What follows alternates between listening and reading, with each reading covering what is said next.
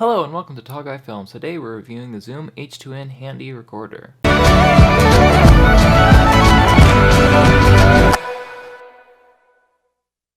Alright, so to start out this review, I want to make a quick note that in this review I'm going to be including elements from the Zoom H2n accessory pack.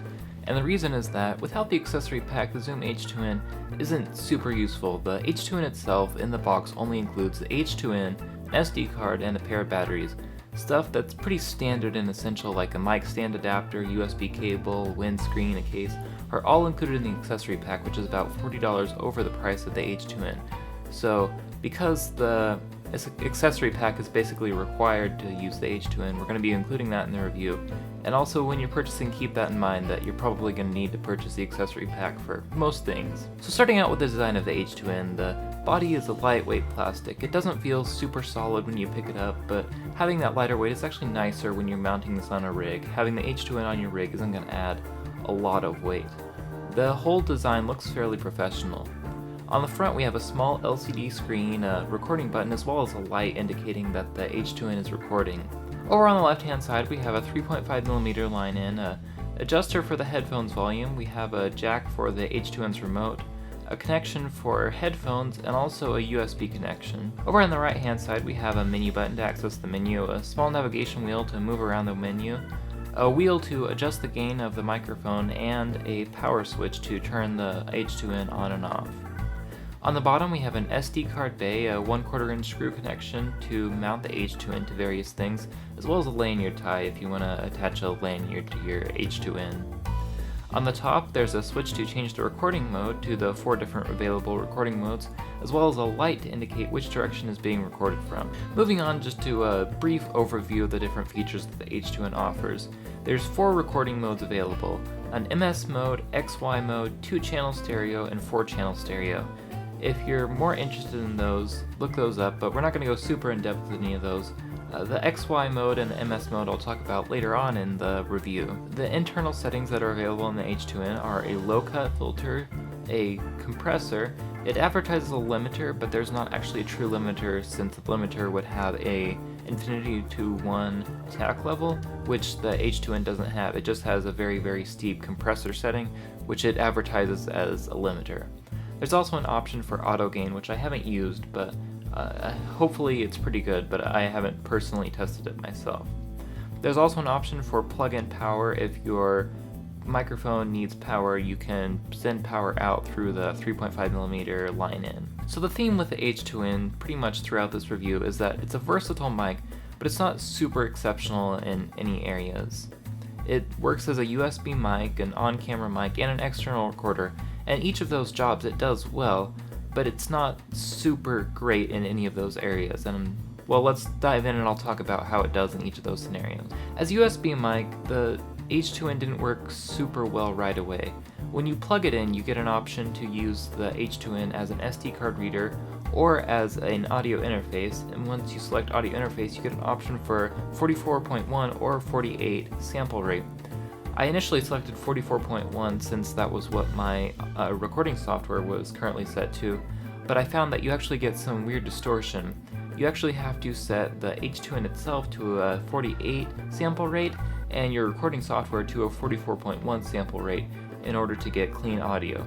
That's a little weird, but it is what it is, and that's what I had to do to get it set up. The recording quality of the H2n as a USB mic is about equal to a $50 USB mic, something like a Blue Snowball. So if you're looking for something that's just a USB mic, then you'd probably be better off either saving some money and buying a dedicated USB mic or buying something a lot fancy and nicer. The H2n records in an XY stereo mode, which you don't really need a stereo mode for the H2n, and most of the time you're probably going to be recording in mono anyway. But if for whatever reason you want to record in stereo, then it does record in stereo.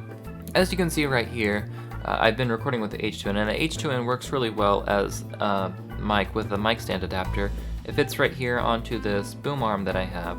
There's also a pop filter, which I would recommend having, as the H2n is pretty vulnerable to pops and hisses and stuff like that.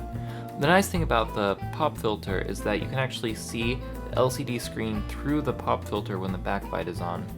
If you don't want to buy a pop filter, you can also use the windscreen, which is in the Zoom H2n accessory pack, which, like I said, is pretty much required.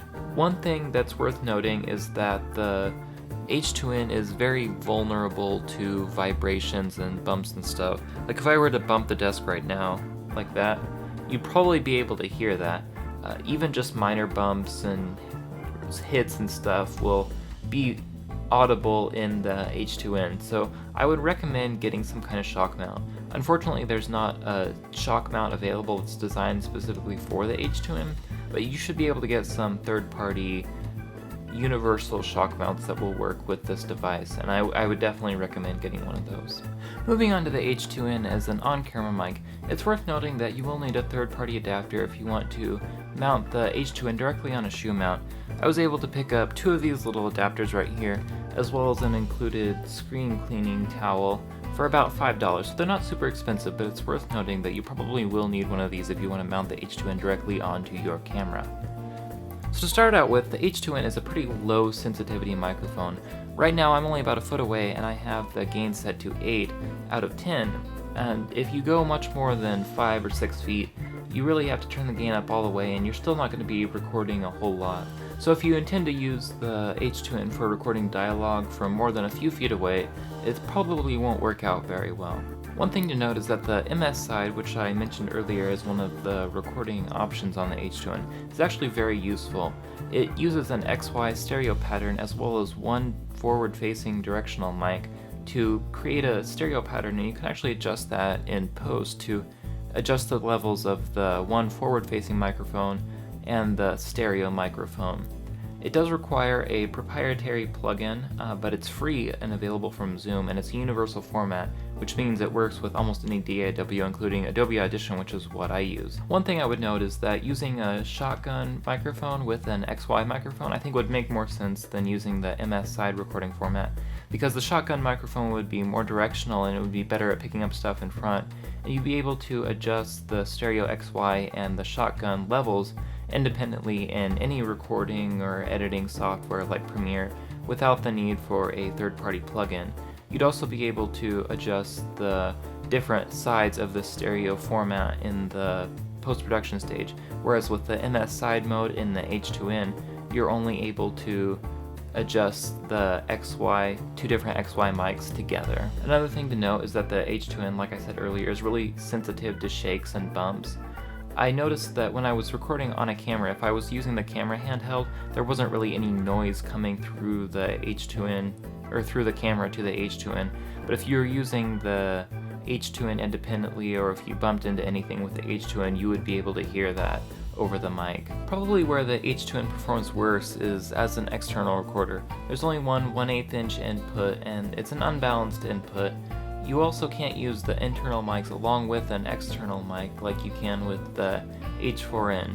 Really, the only advantages that the H2n has over just an in-camera recorder is if your camera doesn't have a mic jack or a headphone jack, or if your camera doesn't allow you to record the levels on screen.